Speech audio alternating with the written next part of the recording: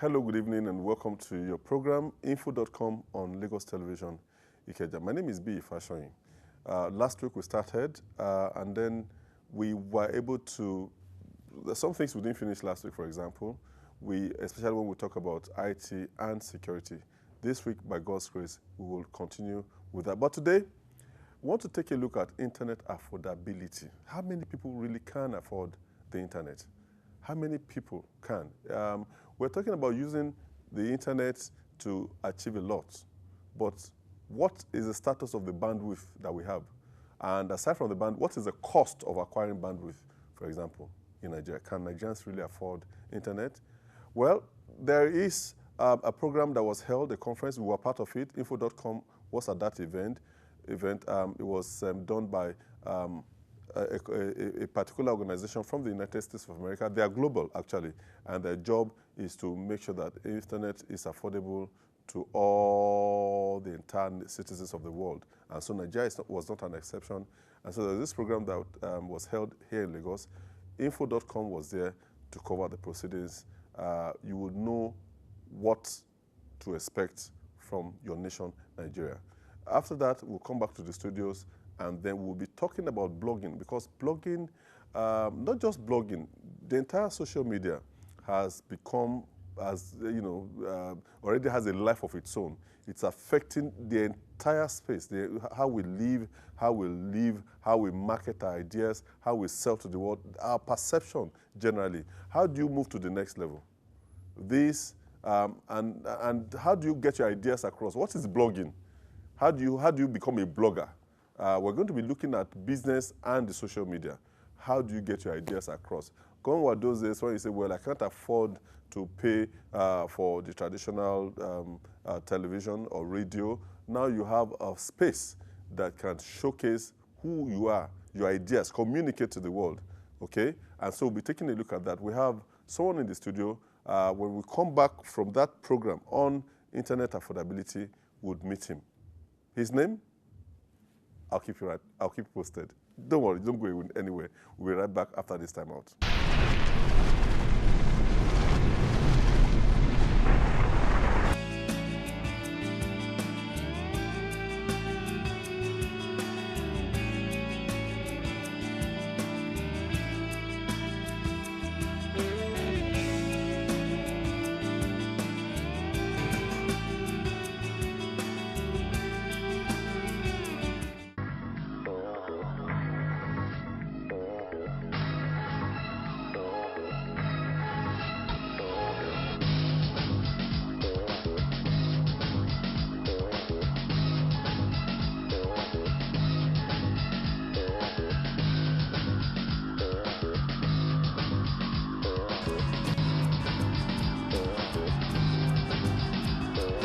The main idea of the council in the first place is to make sure that we don't lose the momentum of the national broadband plan, and that all those who are involved in implementing the plan do what they are supposed to do at the right time. So what we do when we meet, which is like about 4 or 5 times a year, is to review progress so far, and maybe from there point out where we are lagging behind, and then prompt all those who are involved in those various areas to improve on their speed and maybe make things happen. I agree completely that pricing is critical, and what usually drives down price in every market is universal adoption. And you can't have universal adoption unless you have universal service provision. That means that services are available on demand and everywhere you need it.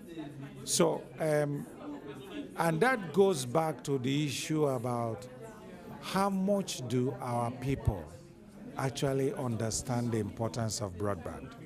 Is it something that people look at as a preserve for only a few people, or is it something that we should aim at having or making available to everybody?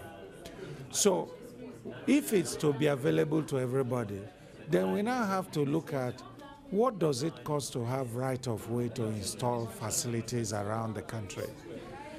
Our governments, both states and local government, must realize the importance of broadband to national development.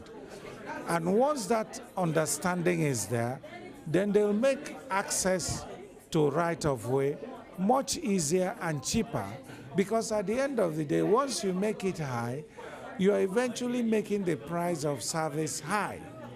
With the voices and the considerations, the perspectives of all of these different stakeholders, so that we make sure that as we work with the government, with the private sector and civil society, not only their voices and the concerns are included, but also that the kinds of policy change that is possible and that we hope to contribute to takes into account those considerations and those concerns. And it's not just one-sided or two-sided, but it's actually multi-sided. It brings all of those together. The key focal priority areas of the ministry, there are just about 4 or 5.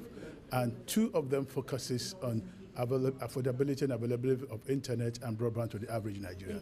And that's connect Nigeria and connect Nigerians.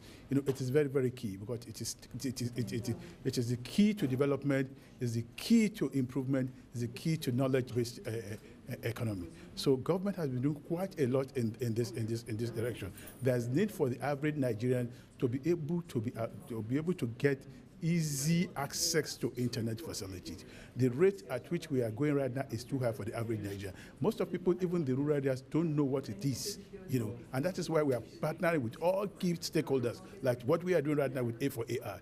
We signed an MOU with them earlier this year in March, and they have come back again to see how we can go forward. There are a lot of, we know that government cannot do everything, and there's need for us to reach out, and there are pockets of money, pockets of technical assistance here and there, not just in Nigeria alone, all over the world. And that's what we are trying to do with agencies like A4AI. And there are quite a number of agencies like that we're dealing with, in which we are going together, work together, and really see how we can really roll out all this kind of key facility to the whole of Nigeria. The whole world is going knowledge-based, and Nigeria cannot afford to be backward in this. I think Nigeria has already made great strides, as many West African countries have.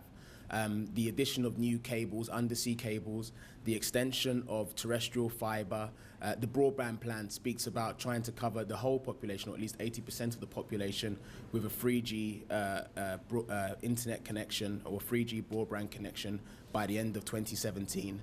I think we can only see very, very bright light at the end of the tunnel in the air, to be honest. So I'm very, very confident about what can be achieved here.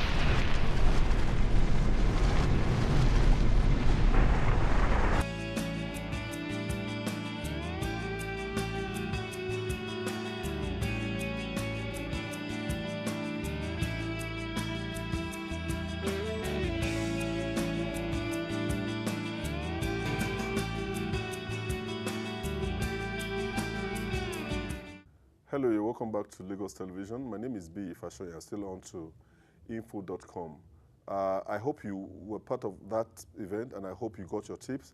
We're sure that internet affordability is something that will be a thing of the past, because we can see that the structures are in place to make sure that we all have access. As a matter of fact, it's your right to have access to it. It's not a privilege, okay? So now, this week, we're taking a look at your business and the social media. And a part of it we may be talking about is blogging. And I have been joined in the studio by Fola Daniels, who is, how will I call him? Technopreneur, motivational speaker, and one whose pen is edible. Fola, you're welcome. Thank you. It's a pleasure being here again. Okay, so how would you define the convergence of the social media and business? Okay, social media these days actually has made business a lot easier as well. You know that we used to hear work from home before, and work from home was the idea, okay, I can afford this, I can afford that. And thank God you started talking about internet affordability. You also need to think about office affordability. So that's what exactly even gave rise to social media. When people need to start something, but they can't start big, when you need to work from home. And even those who can afford to start big are also thinking, I have 3 hours traffic to think about getting to my office. Why do I need to go into 3 hours traffic when I can cut that time, stay at home and work? So social media started coming up. People need to work from somewhere and they can get so much done in the time that they normally would have spent in traffic. But the idea of blogging really was supposed to be just, passing across information, just putting up regular entries online. And it started for a one-man thing initially, and more importantly for security updates. Much more later, we realized that this is something that needs to go beyond security updates. It also has a lot to do with journalism. So journalists began to embrace it. Unfortunately, we are lagging behind in this part of the world because as far back as 1997, the early 90s, blogging was already a rave in the developed world. But we didn't pick up until maybe around 2005, 2006. Most of the bloggers you find around here started blogging about that time. Like I started blogging in 2007. But today, it helps your business because it's one of the easiest ways to put your business up out there. You can start something in 24 hours and everybody thinks it's been existing for years. How? Just create a Facebook account, create a Twitter account, create a LinkedIn account, create an account maybe on WordPress, on Google+, and ask people to go and check. By the time they see the load of information there, they would think that you've been running it for years. How do you attract traffic to that site? Okay, the first and the most important thing is to tell people about what you do, which is what they call word of mouth. And the other thing is what they call the social media integration, meaning that you don't just create a blog and start loading it with content, then you hope people will come. You need to integrate. Thank God there is what they call the sharing facility these days, meaning that you can connect your blog to Facebook, you can connect your blog to Twitter, to LinkedIn, you can connect it to Pinterest, or you can also share to so many other over 300 social networking sites. So when you upload maybe a video, a photo, or an article, for example, they automatically share to all those other networks that you've connected them to, or you can manually share them. Now, if you have good followership on those other platforms, all your followers start seeing those posts. So when they click, they're automatically taken back to your blog. So one of the ways you get followers is have a good followership online, share whatever is on your blog to your social networks. So people see them and they come. Then the other thing that I do is you need to give some publicity to your blog. Don't just do word of mouth and then maybe sharing on social networks. Like I have a logo for my blog. So, and that's also because pictures speak louder than words. So when I write, some people may not read, they can just scroll through. But when you see a picture, when you see an image, it's hard to just, pass the image by without checking it. So when you look at the image, you now see that, oh, it's actually an image telling you a website address. And then now I have an hashtag. My hashtag is Follow Daniel Speaks, Follow Daniel Writes. So by the time you look at the hashtag, but it's in an image. So you can't just scroll through without checking. So that's another thing. Then people now go as far as having stickers on their cars. By everywhere you drive to, you see it. For instance, I know of a particular tertiary institution that has speakers on almost all the cars of their employees. So you see --.com, --.com. One day you'll be forced to check it out. So people, then your email signatures. Most of us send emails a lot. What's the signature of your email? Is it just your, some people don't even know what an email signature is and they don't even have email signatures.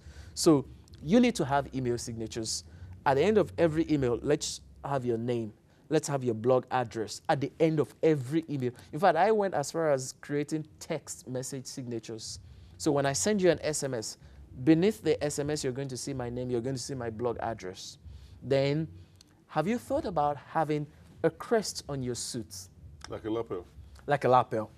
Or something embossed directly on the suit itself. Because, these are innovations. When people see, they are forced to say, can I see that? It's in your face. It's in your face, so you don't have a choice. Let me ask you a question. How much have you made? Give me an idea. Okay. No one should go arrest him, But tell me, how much have you made? Oh, okay. I can't tell you specifically now because I didn't work on getting adverts on my blog. But what Okay, it's that's done another for thing I want you to. yeah, but that's why I'm going what there. for me, what it has done for me is to push my brand out there, and I can tell you that writing and blogging consistently has gotten me speaking engagements. I have a couple of speaking engagements lined up, and they are directly linked to my blogging activities. And that brings you money. And that brings me Indirectly. money indirectly. So for some people, they make money indirectly, and there are those who make money directly. And I can give you an idea when it comes to advertising on blogs. I know of people who make as much as 400, 500,000 or 1 million naira from collective adverts. I've seen some of the popular bloggers charge as much as 500K for one advert that runs for a couple of weeks on their blogs. Finally, because of our time, how do we develop, bloggers from the clusters of youths that we have in town, just going about not knowing what to do? The first and the most important thing is to have something up here, because blogging is about content. If you don't have the content, you can't just create a blog. Look at the bloggers you've mentioned, for example. They are doing some things that are not necessarily out of this world, and they are getting that kind of traffic, but they've been able to plan it. They've been able to walk around and say, okay, this is when we do this is when we do that, and they're getting a lot. So the first thing is content. The second thing is discipline. If you're not disciplined, you can't blog. So it depends on what you want, really. We are not done with this at all. As a matter of fact, we have not even started. We will go into the intricacies of blogging. Definitely. But beyond that, the other aspects on the internet, the other opportunities that are available, I hope in the next few weeks we'll be able to have you on so that we can keep. We want to affect the youths, millions that are watching us, so that people can begin to get ideas that the internet is actually a place where you can actually make money. It is, because if you blog these days, companies, organizations are beginning to recruit bloggers. Really? Specifically, they say, we want a professional blogger. Fantastic. So we want to stop this Yahoo cyber criminals. We want to turn you to a platform where you can make a lot of money. I must thank you for that, Daniel. Thank you so very much for coming. It's a pleasure. You're coming on very soon, okay? No problem. Just keep your diary flexible for us. No problem. Okay, that's as much as we're going to take on this segment. We will be right back, because remember the guy on security last week? He is still here. And we need to continue that aspect, because IT and security is very, very critical to the survival of Nigeria as a nation. I'll be right back after this time out.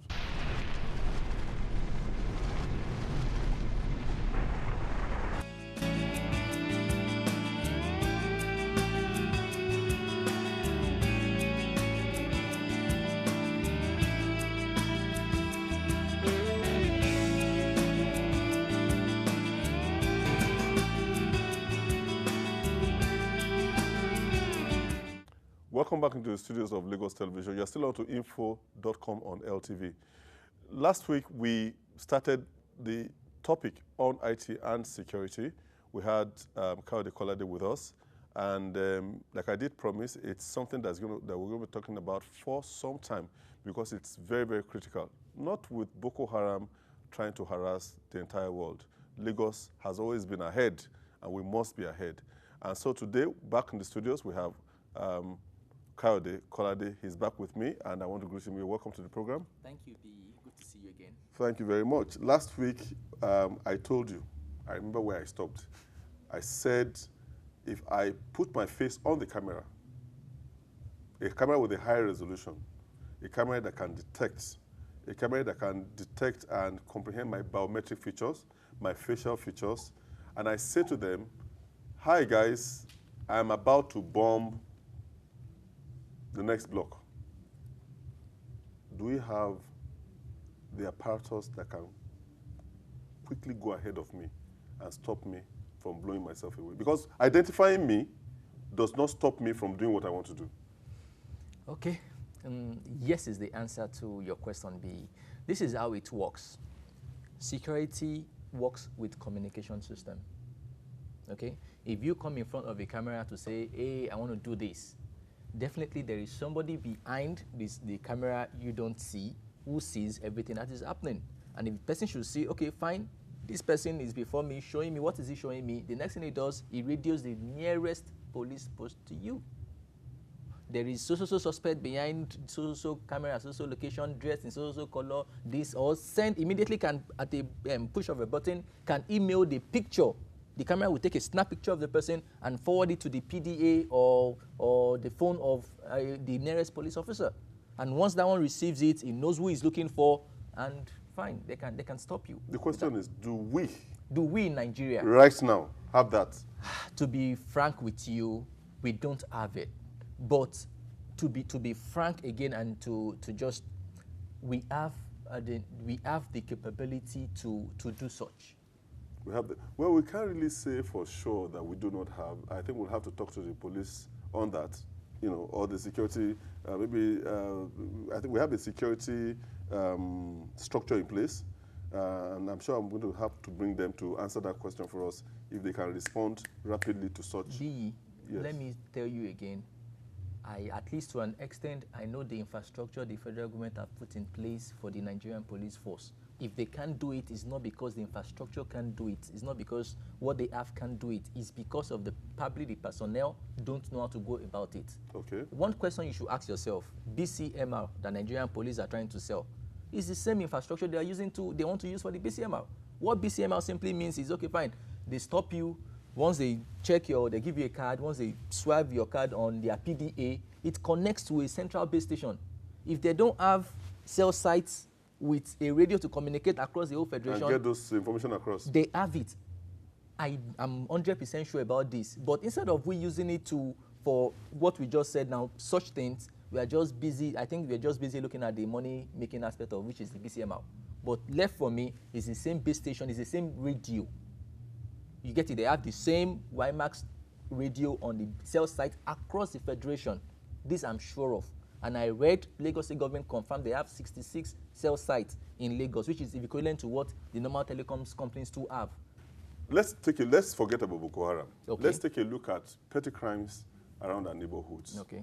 Where, for example, we can be ahead of that Okay. to say, look, anywhere you go in this land, I'm going to catch you because I have cameras looking at you. Okay.